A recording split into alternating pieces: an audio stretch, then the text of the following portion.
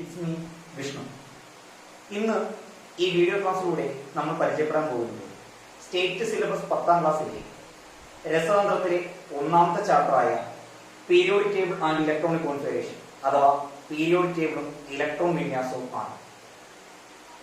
ഈ ചാപ്റ്ററിൽ പ്രധാനമായും പുതുതായി നമ്മൾ പഠിക്കുന്ന കാര്യങ്ങൾ സബ്ഷെൽ എന്താണ്, സബ്ഷെൽ ഇലക്ട്രോണിക് കോൺഫിഗറേഷൻ എങ്ങനെ നമുക്ക് എഴുതാം, സബ്ഷെൽ ഇലക്ട്രോണിക് കോൺഫിഗറേഷനെ അടിസ്ഥാനമാക്കി പീരിയോഡിക് ടേബിളിൽ എങ്ങനെയൊക്കെ തരംതിരിച്ചിരിക്കും.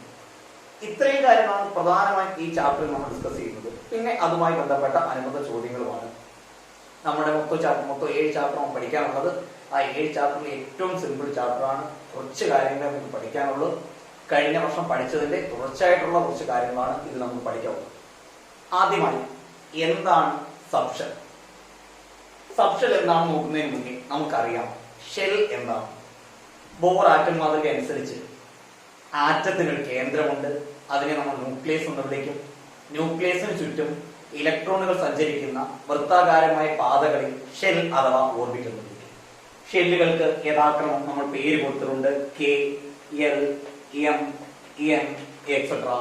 ന്യൂക്ലിയസിൽ നിന്ന് തുടങ്ങി ഷെല്ലുകൾക്ക് നമ്പർ യഥാക്രമം 1, 2, 3, 4 അങ്ങനെ നമ്മൾ നൽകിയിട്ടുണ്ട്. അതിനോടൊപ്പം തന്നെ നമ്മൾ പഠിച്ചതാണ് ഓരോ ഷെല്ലിനും ഒരു നിശ്ചിത ഊർജ്ജമുണ്ട്. Each shell have a definite amount of energy. Therefore, shells are also known as energy levels or main energy levels. ഇതിൽ നിന്നും നമ്മൾ സബ്ഷെൽ എന്താണെന്ന് നോക്കുന്നു. In each shell, the electrons are arranged in sub-energy levels. ഓരോ ഷെല്ലിലും ഇലക്ട്രോണുകളെ ക്രമീകരിച്ചിരിക്കുന്ന ഉപ ഊർജ നിലകളുണ്ട്. ഈ ഉപ ഊർജ നിലകളെ സബ്ഷെൽ എന്ന് വിളിക്കും. ഞാൻ ഒന്നുകൂടി പറയാം. In each shell, the electrons are arranged in sub-energy levels. These sub-energy levels are also known as subshell. പ്രധാന സബ്ഷെല്ലുകൾ ഏതൊക്കെയാണ് നമുക്ക് നോക്കാം. പ്രധാന സബ്ഷെല്ലുകൾ S, P, D, F. നമ്മൾ ഷെല്ലുകൾക്ക് യഥാക്രമം ക്യാപിറ്റൽ ലെറ്റേഴ്സ് KL, MN കൊടുത്ത പോലെ പ്രധാന നമ്മുടെ സബ്ഷെല്ലുകൾ സ്മാൾ ലെറ്റേഴ്സ് ആണ് യൂസ് ചെയ്തിരിക്കുന്നത്. S subshell, P subshell, D subshell, F subshell. ഇതിനോടൊപ്പം തന്നെ ഓരോ സബ്ഷെല്ലിനും ഉൾക്കൊള്ളാൻ കഴിയുന്ന പരമാവധി ഇലക്ട്രോണിന്റെ എണ്ണം ഞാൻ എഴുതാം. S subshell can accommodate maximum 2 electrons. P subshell can accommodate maximum 6 electrons. D subshell can accommodate maximum 10 electrons. F subshell can accommodate maximum 40 electrons. ഇത് ആദ്യം തന്നെ ബൈഹാർട്ട് ചെയ്താൽ സബ്ഷെൽ ഇലക്ട്രോണിക് കോൺഫിഗറേഷൻ എഴുതാൻ നമുക്ക് എളുപ്പമായി. S സബ്ഷെല്ലിന് പരമാവധി 2 ഇലക്ട്രോണുകളെ ഉൾക്കൊള്ളാൻ കഴിയും. P സബ്ഷെല്ലിന് പരമാവധി 6 ഇലക്ട്രോണുകളെ ഉൾക്കൊള്ളാൻ കഴിയും. D സബ്ഷെല്ലിന് പരമാവധി 10 ഇലക്ട്രോണുകളെ ഉൾക്കൊള്ളാൻ കഴിയും. F സബ്ഷെല്ലിന് പരമാവധി 14 ഇലക്ട്രോണുകളെ ഉൾക്കൊള്ളാൻ കഴിയും. ഇനി നമ്മൾ നോക്കാൻ പോകുന്നത് ഈ ഓരോ ഷെല്ലിലും ഏതൊക്കെ സബ്ഷെല്ലുകൾ കാണപ്പെടുന്നു.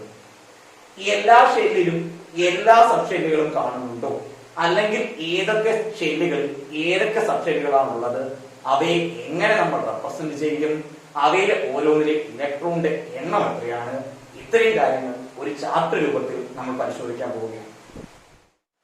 ഓക്കെ, പ്രധാന ഷെല്ലുകളും അവയിലെ സബ്ഷെല്ലുകളും അവയുടെ റെപ്രസെന്റേഷൻ നമ്മൾ നോക്കാൻ പോവാണ്. അപ്പൊ അതിനുവേണ്ടി നമ്മൾ തയ്യാറാക്കിയിരിക്കുന്ന ചാർട്ടാണ്. ഈ ചാർട്ട് പറഞ്ഞു കഴിയുമ്പോൾ സബ്ഷെല്ലുകളെ പറ്റിയും ഏതൊക്കെ ഷെല്ലുകളിൽ ഏതൊക്കെ സബ്ഷെല്ലുകൾ കാണപ്പെടുന്നതിനെ പറ്റിയും നമുക്ക് നല്ല ഒരു ധാരണ കിട്ടും, അടിസ്ഥാന ധാരണ നമുക്ക് കിട്ടും. അങ്ങനെ നോക്കി ചാർട്ട് ഒന്ന് ആദ്യം പരിചയപ്പെടുത്താം. Shell, subshell, representation of subshell, maximum number of electrons in each subshell.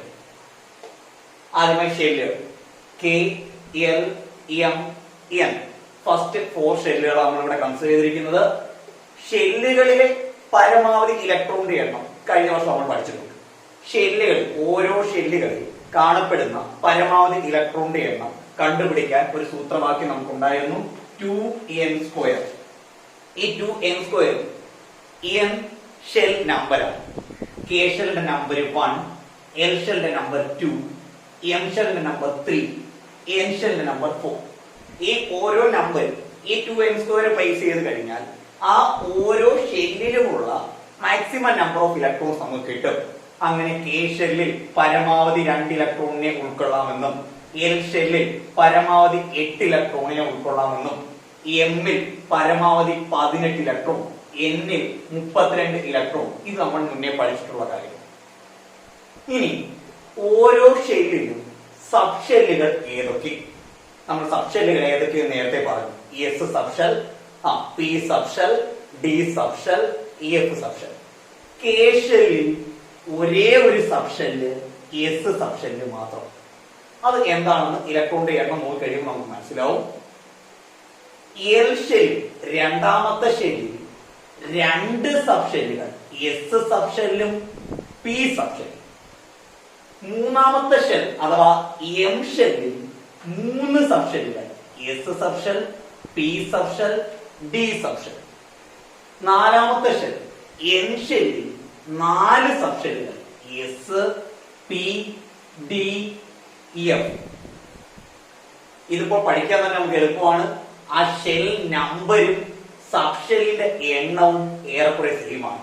ആദ്യത്തെ 4 ആൾക്കാരെ എടുത്താൽ, ആദ്യത്തെ 4 ആൾക്കാർ എന്ന് പറഞ്ഞാൽ ഫസ്റ്റ് 4 ഷെല്ലുകൾ, K shell, L shell, M shell, N shell.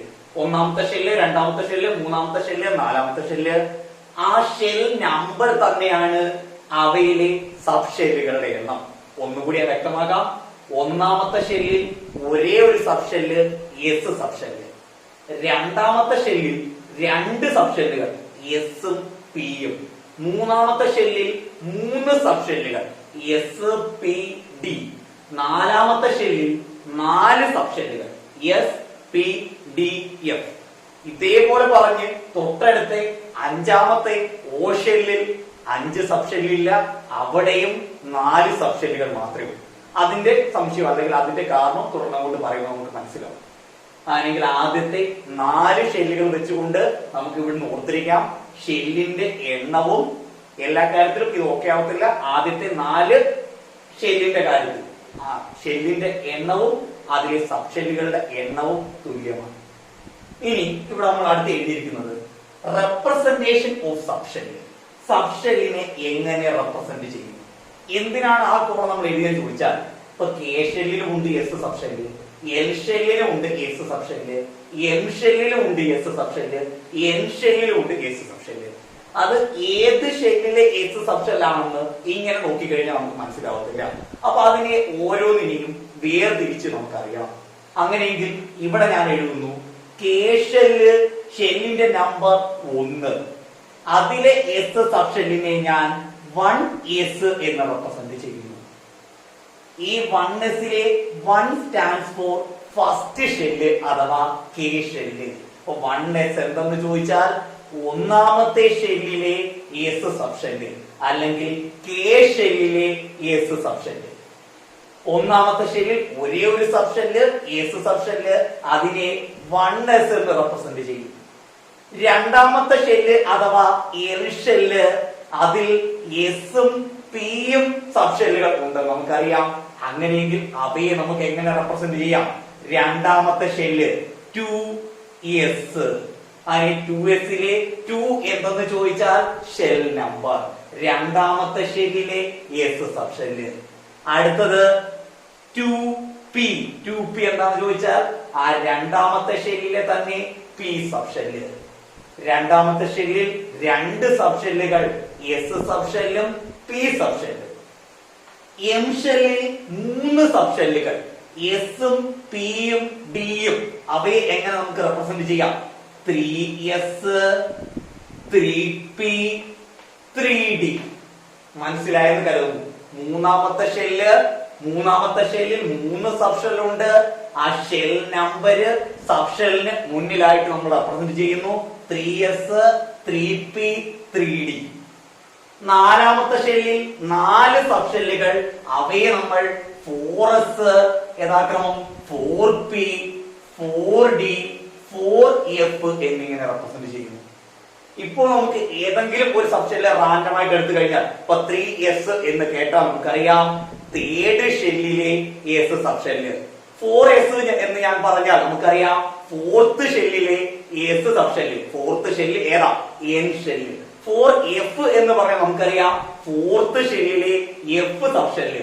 1s എന്ന് പറഞ്ഞാൽ നമുക്കറിയാം ഫസ്റ്റ് ഷെല്ലിലെ എസ് സബ്ഷെല്ല്. അപ്പോൾ 1p എന്ന് ഞാൻ പറഞ്ഞാലോ 1p എന്നൊരു സബ്ഷെല്ല് ഇല്ല. കാരണം ഫസ്റ്റ് ഷെല്ലിൽ ഒരേ ഒരു സബ്ഷെല്ലേ ഉള്ളു, അത് ഏത് മാത്രം? എസ് സബ്ഷെല്ല് മാത്രം. ഇതിൽ നിന്ന് തന്നെ ഒരു മാർക്ക് ഒരു ക്വസ്റ്റ്യൻ പ്രതീക്ഷിക്കാവുന്നതാണ്. സാധ്യമല്ലാത്ത സബ്ഷെല്ലുകൾ ഏതൊക്കെയെന്ന് പറഞ്ഞ് വൺ വേഡ് ക്വസ്റ്റ്യൻ ചോദിക്കാറുണ്ട്. അപ്പോൾ ഇവിടുന്നേ ക്ലിയർ ആവണം, ഫസ്റ്റ് ഷെല്ലിൽ ഒരേ ഒരു സബ്ഷെല്ല് എസ് സബ്ഷെല്ല് മാത്രം.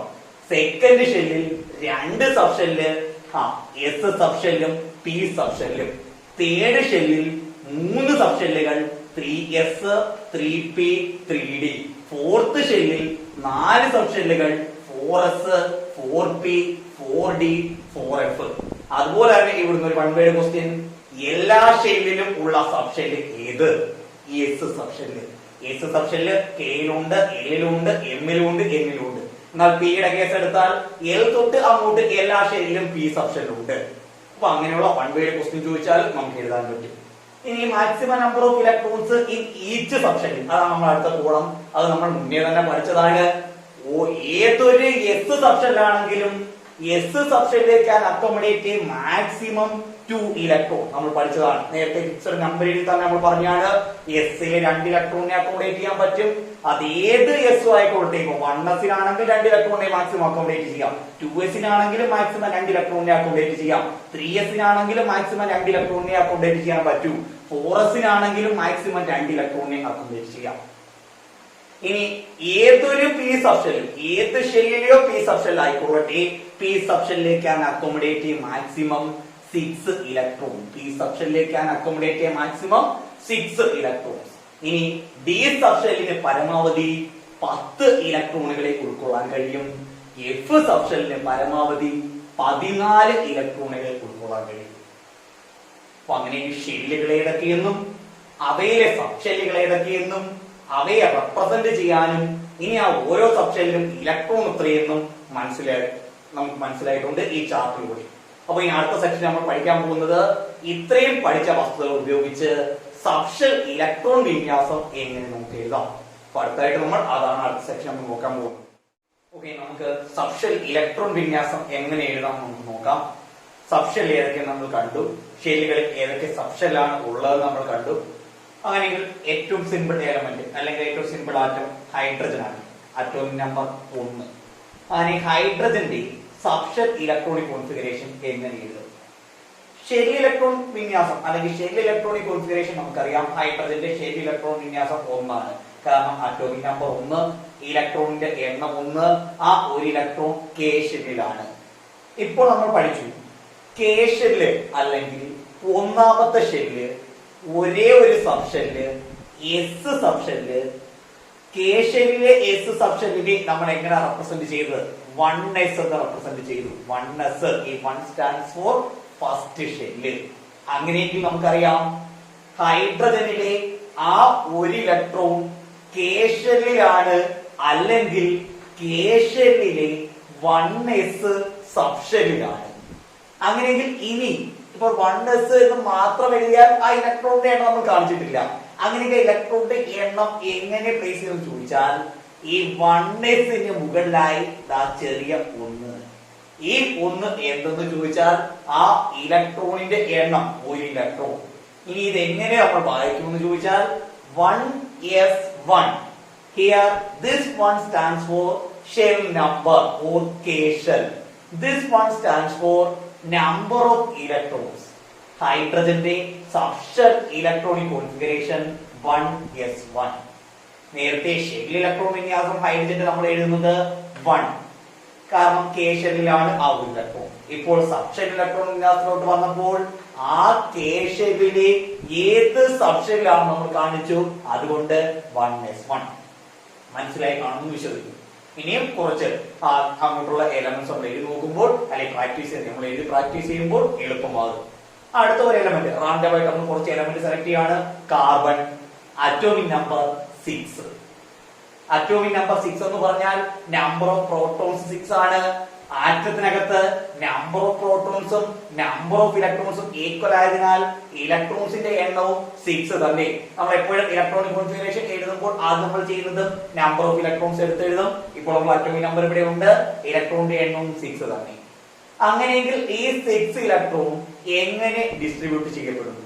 ഇപ്പോൾ നമ്മൾ സിമ്പിൾ കുറച്ച് ആറ്റങ്ങളുടെ അല്ലെങ്കിൽ സിമ്പിൾ എലമെന്റ്സിന്റെ അറ്റോമിക് നമ്പർ എഴുതി ഡയറക്റ്റ് സബ്ഷെല്ലുകളും എഴുതി ഇലക്ട്രോണിക് കോൺഫിഗറേഷൻ എഴുതുവാൻ. ഹയർ അറ്റോമിക് നമ്പർ വരുമ്പോൾ കുറച്ചധികം കാര്യങ്ങൾ കൂടി നമുക്ക് പഠിക്കാനുണ്ട്. ഇപ്പൊ ആദ്യ സെക്ഷനിൽ നമ്മൾ സിമ്പിൾ കുറച്ച് എലമെന്റ്സിന്റെ ആ സിമ്പിൾ എന്ന് പറയുമ്പോൾ അറ്റോമിക് നമ്പർ 18 വരെ, അറ്റോമിക് നമ്പർ 18 ഏതാ എലമെന്റ്? ആർഗൺ വരെയുള്ള എലമെന്റ്സിന്റെ കേസിൽ മാത്രമേ നമ്മൾ ഇപ്പൊ എഴുതുന്നുള്ളൂ. അതിന് മുകളിലോട്ട് വരുമ്പോൾ എനർജിയുടെ ഓർഡർ, അങ്ങനെ കുറച്ച് റൂൾസും കാര്യങ്ങളും നമ്മൾ ഒബേ ചെയ്യേണ്ടതുണ്ട്. അതപ്പോ കുറച്ച് പഠിച്ചു കഴിഞ്ഞിട്ടേ നമ്മൾ അത് എഴുതുന്നുള്ളൂ. ഇപ്പോൾ നമ്മൾ നോക്കുന്നത് അറ്റോമിക് നമ്പർ 18 വരെയുള്ള എലമെന്റ്സിന്റെ സബ്ഷെൽ ഇലക്ട്രോണിക് കോൺഫിഗറേഷൻ എങ്ങനെ നമുക്ക് എഴുതാം. അപ്പോൾ നമ്മൾ അതിനോട് തിരിച്ചു വരുന്നു. Carbon atomic number 6. അങ്ങനെ കാർബണിൽ 6 ഇലക്ട്രോൺ ഉണ്ട്.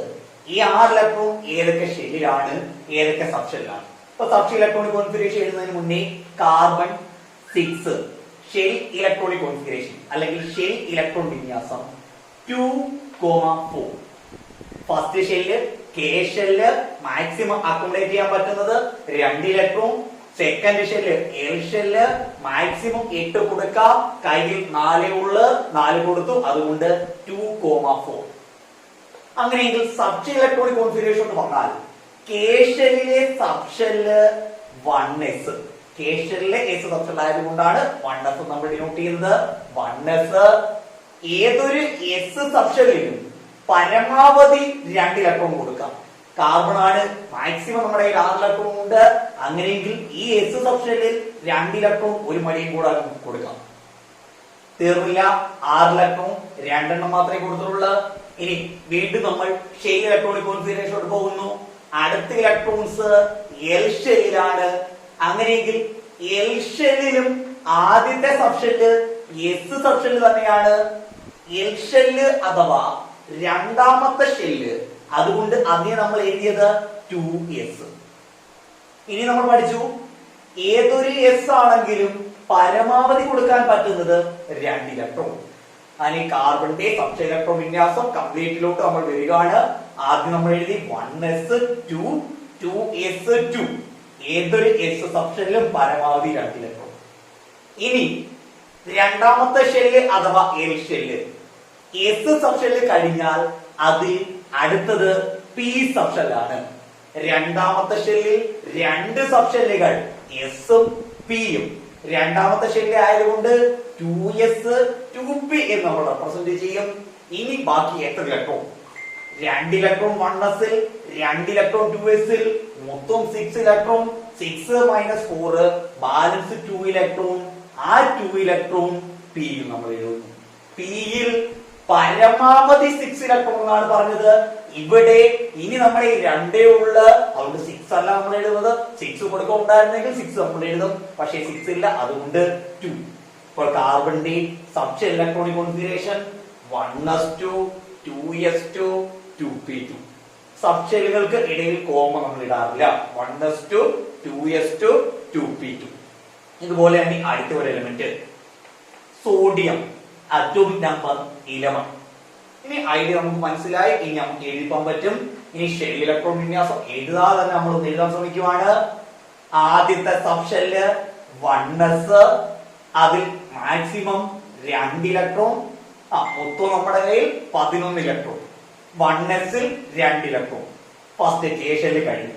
സെക്കൻഡ് ഷെല്ലിലെ ആദ്യത്തെ സബ്ഷെല്ല്, അപ്പോഴേ മനസ്സിൽ വരണം, സെക്കൻഡ് ഷെല്ലിൽ 2 സബ്ഷെല്ലുകൾ 2s ഉം 2p-യും. 2s-ൽ എസ് കണ്ടാൽ പരമാവധി 2 ഇലക്ട്രോൺ. അങ്ങനെ 2 2 4, 11 - 4 7 ഇലക്ട്രോൺ ബാലൻസ് ഉണ്ട്. അടുത്ത സബ്ഷെല്ല് 2p ആണ്.